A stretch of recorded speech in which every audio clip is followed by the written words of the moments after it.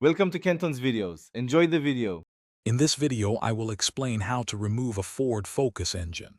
First, ensure your vehicle is safely supported on jack stands or a lift.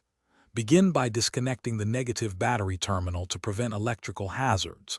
Next, drain all engine oil, coolant, and transmission fluid into appropriate containers. Carefully remove the hood, air intake system, and any other components that might obstruct your access to the engine bay. Disconnect all electrical connectors, vacuum lines, and fuel lines from the engine. Now, let's detach the engine's peripherals.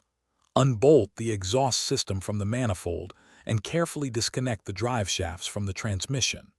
You'll need to remove the starter motor, power steering pump, and air conditioning compressor, ensuring they are safely secured out of the way without disconnecting their lines if possible.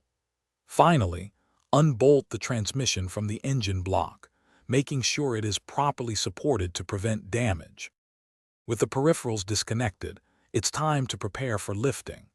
Position an engine hoist or transmission jack to securely support the engine's weight. Locate and unbolt all engine mounts. There are typically 3 or 4 mounts securing the engine to the chassis. Double-check that all connections are free before slowly raising the engine.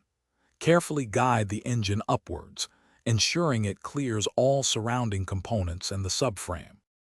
After successfully removing the engine, take a moment to inspect the engine bay for any forgotten tools or debris.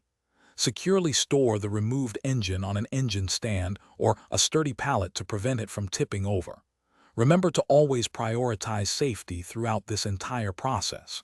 Wear gloves, eye protection, and use proper lifting techniques to avoid injury.